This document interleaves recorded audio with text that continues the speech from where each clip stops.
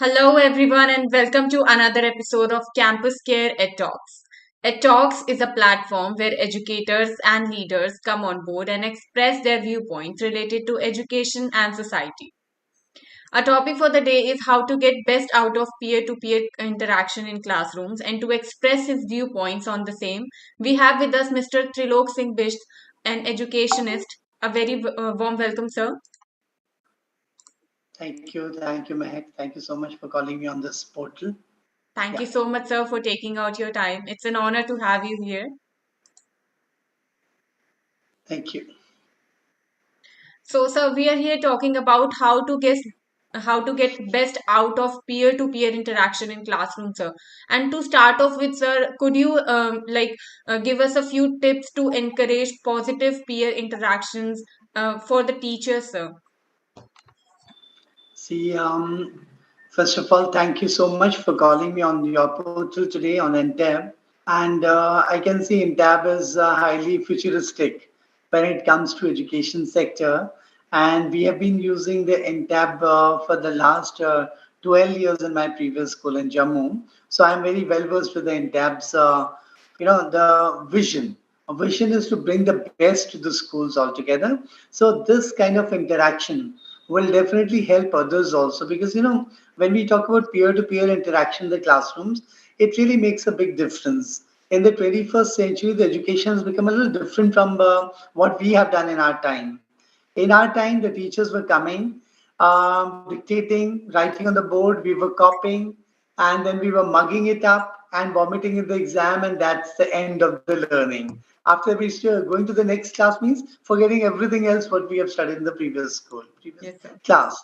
So today, it's a different kind of education system today where we really want the peers to be involved.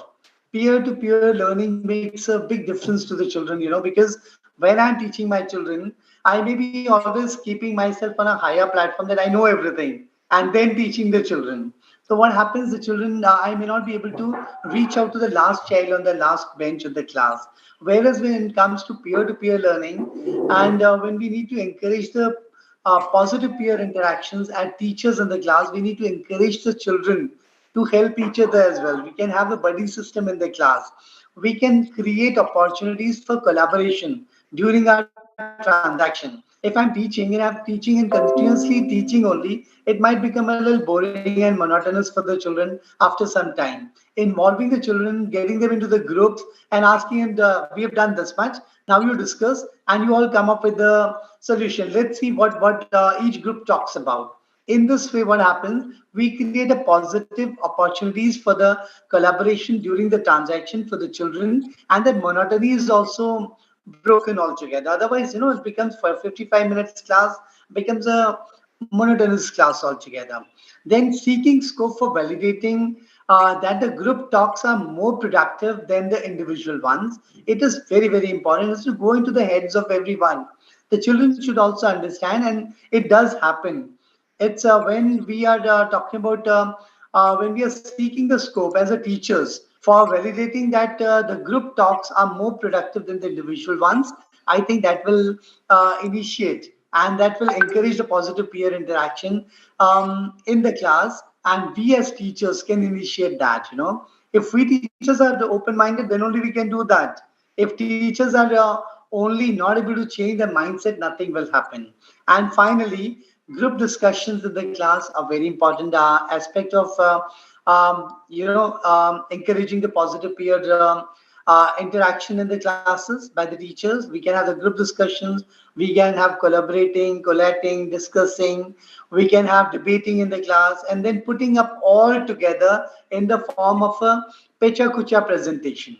We call PPT presentation, but just to make it a little more fancy for the children, we just tell them that you all discuss and come up with a Pecha Kucha presentation. Each group will give one presentation, and in that Pecha Kucha presentation, whatever the 2 or 3 slides you are preparing, each member of your team has to say something or the other about it. So what happens in the bargain, the ones who were a little introvert, they also come up on the surface altogether. So I think these are some of the tips to encourage the positive peer learning, where we can can really divide the children into groups, ask them to discuss, and come up with some kind of a pecha kucha presentation, or a role modeling can be done. The children can come with a small skit on the basis of, if it is an English chapter, they can just go through it, and they can have a role modeling kind of a thing. They can just present a small skit, and in the bargain, everybody understands, everybody has a laughter. They laugh at somebody who's not acting very well.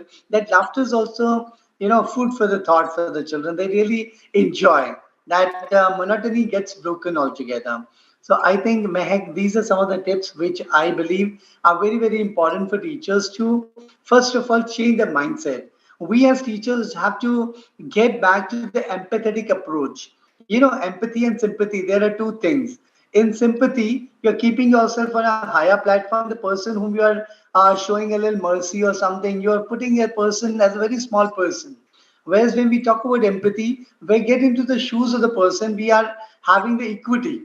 We feel that we are going to feel the same pain. So I think in the peer learning, when we have peer-to-peer learning, the children understand better, and they generate more interest. We are able to generate more inquiry into the class, because every child has some or the other inquiry, some or the other question in their mind.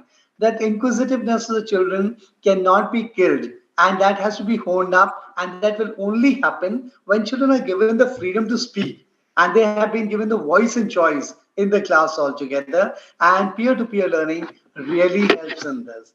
I think if you ask me to speak, I'll keep on speaking. So I'll just halt it here. Yeah. Thank you so much, sir. That was very beautifully explained.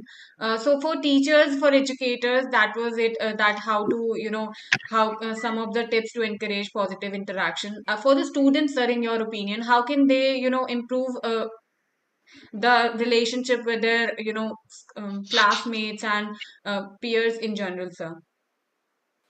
See, when we talk about a student to student relation, peer relationship to be improved by the children in the class, then they have to look for, what they have to find similarities in the path to achieve the set goals. They must know this is my goal. How many of us are going on the same direction? So we can suppose a project is given in the class, and project is, everybody has to make some other project. Suppose I'm talking business studies.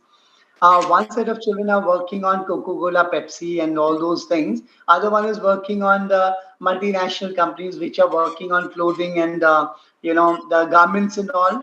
The third person is working on spices. Somebody is working on automobile industry. Then they have to see what are the similarities, what are the likings, which group would they want to join, where they can express more, where they can give their inputs as well.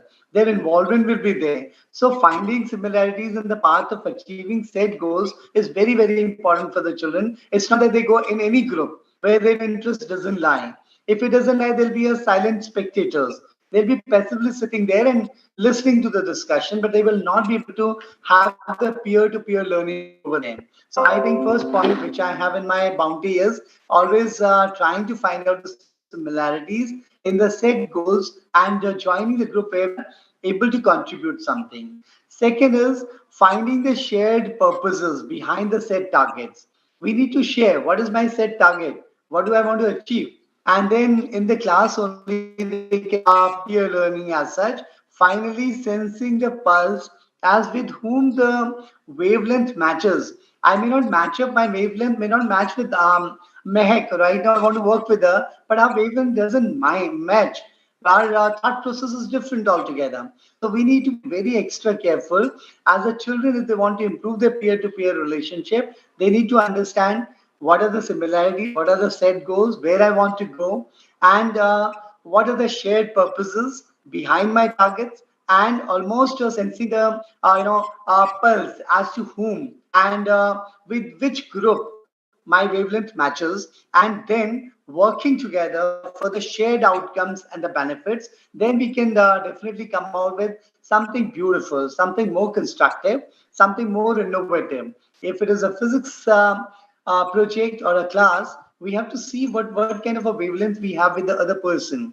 It's not that anybody and everybody you can sit with. You'll find when the children are in the school, everybody has a one best friend or two, three friends with whom during the interval they're roaming around. There are 40 students in the class. You don't roam around with all 40. Why it happens? Because you have to you are human beings, and we know how to match our wavelengths with the people with whom we match up and where our interest lies.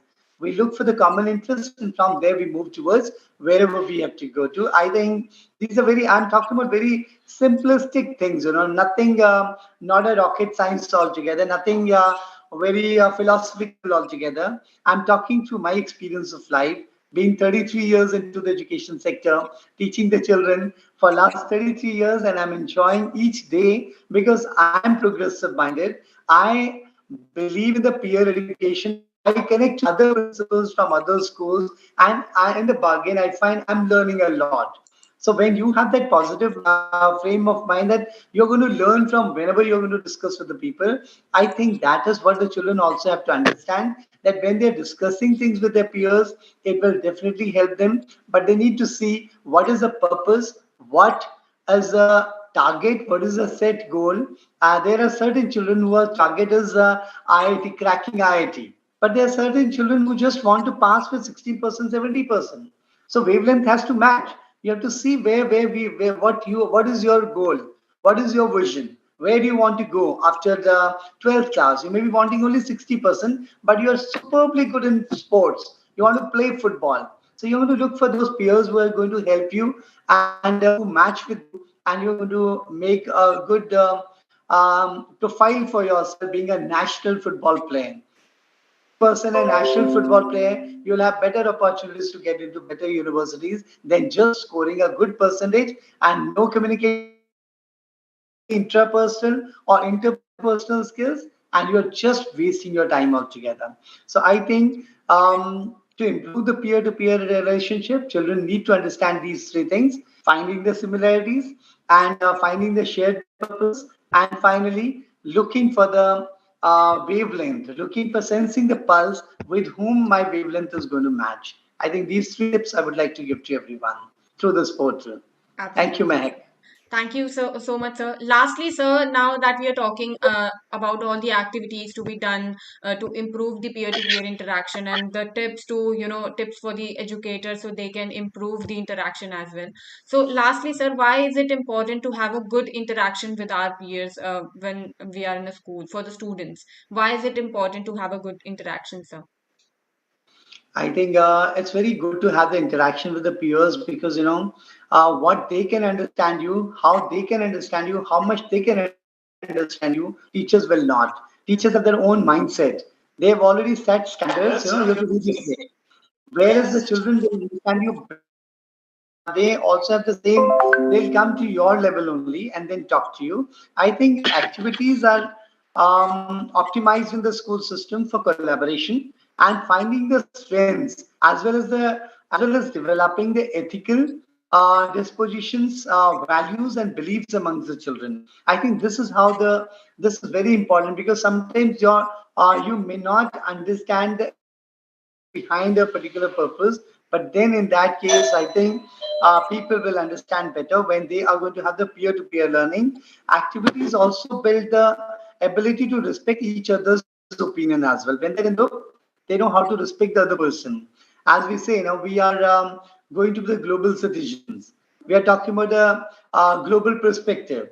How will you come to the global perspective? Only when you respect each other's opinion. Yes. Here on this platform, if I'm respecting your questions, your opinion, and you respect my opinion, then this conversation will go on. But if we don't have the respect, mutual respect for each other, I think that will not work. So I think the collaborative learning, the peer-to-peer learning really makes us understand as to how to respect the person mutually and exercise and polish the negotiation skills in the long run.